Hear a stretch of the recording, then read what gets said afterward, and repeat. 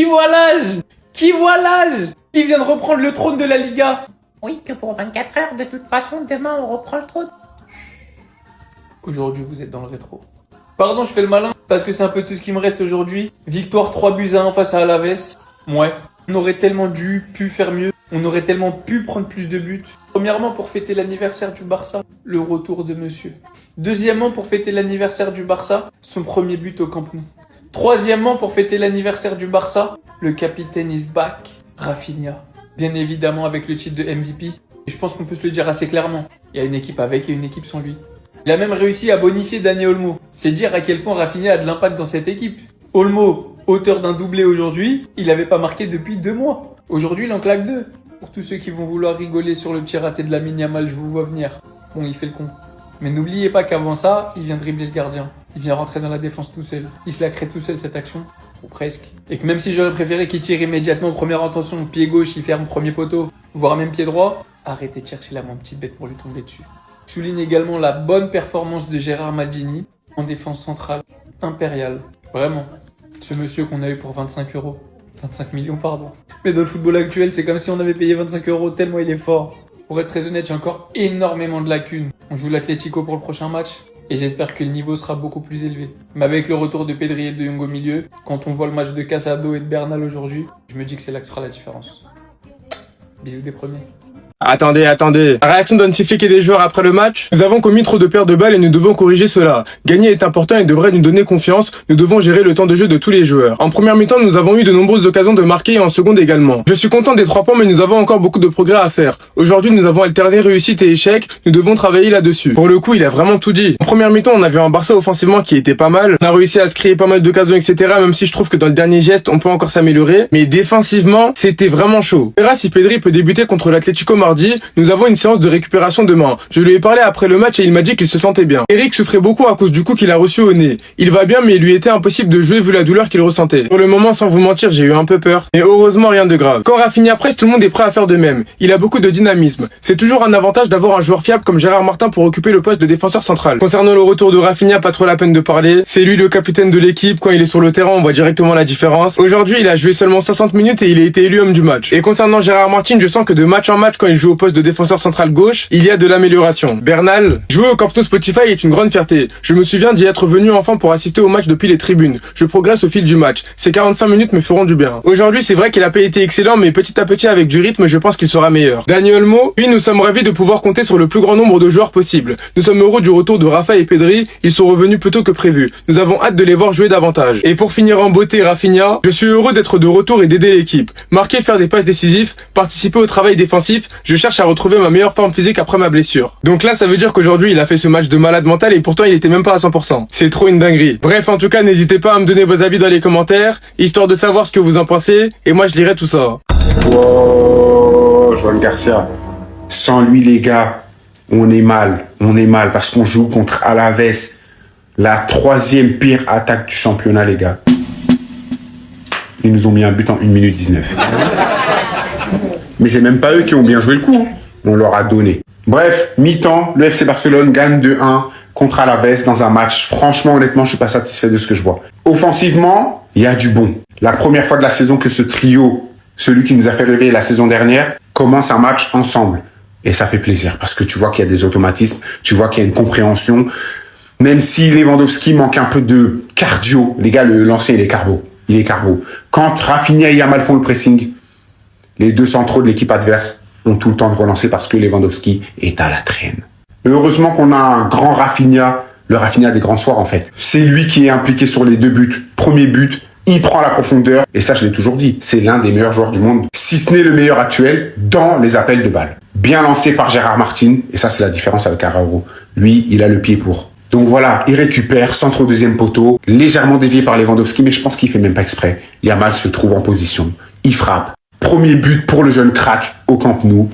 Voilà, content et on revient vite dans le secondo, la même. Rafinha qui se projette, passe en retrait, il voit le jeu. Personne là, et ça c'est pas normal parce que Lewandowski doit plonger sur le gardien. Encore une fois à la traîne. Rafinha qui va plus vite que tout le monde, balle en retrait sur Dani Olmo qui est bien positionné. Il termine et ça fait 2 buts. Ça c'est pour les points positifs. Le négatif maintenant. Le 11 de départ, tout simplement. Bernal et Casado titulaires. Bernal et Casado pour la première relance. c'est pas bon. C'est pas bon, les gars. Dans la récupération, c'est pas bon. Les deux sont fautifs sur le premier but. Bernal, déjà, qui donne le corner sur un dégagement à l'engagement.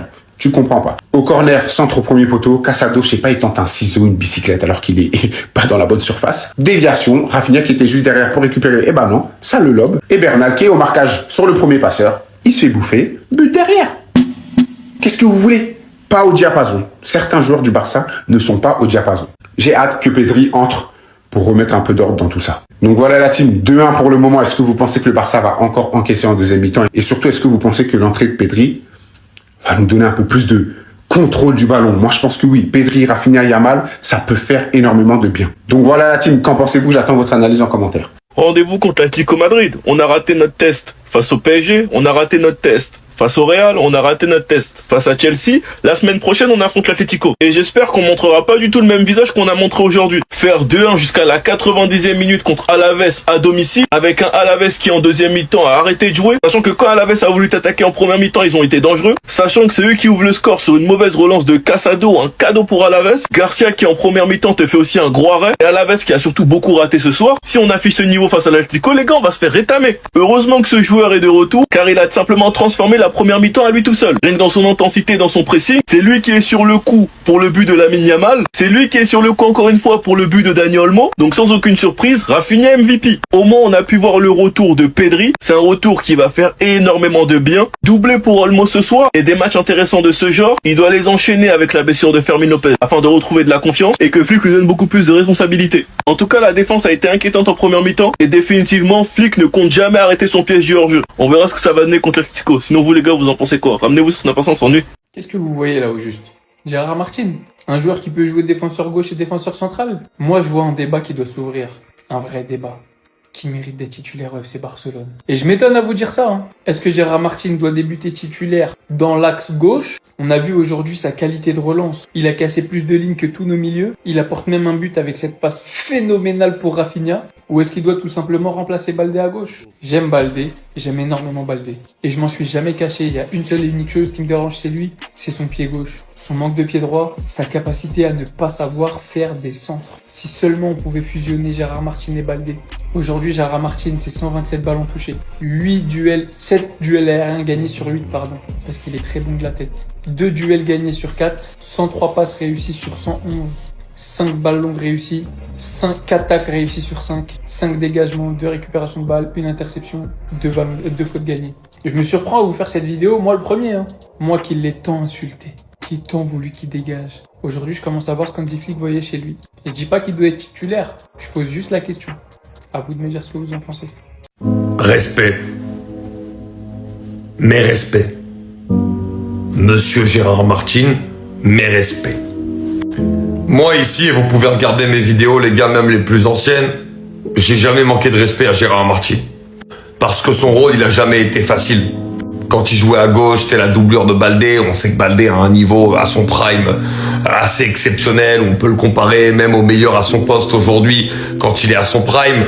Et Martin, il a été énormément critiqué, mais il a pas les mêmes qualités, mais il fait le boulot. Il fait le boulot. Et là, contre Bilbao, et encore aujourd'hui contre Alaves, on le met en défense centrale. Alors, je pense que ce sera très dur aussi contre des grosses équipes, hein, bien évidemment, mais il fait le boulot. Et il est intéressant.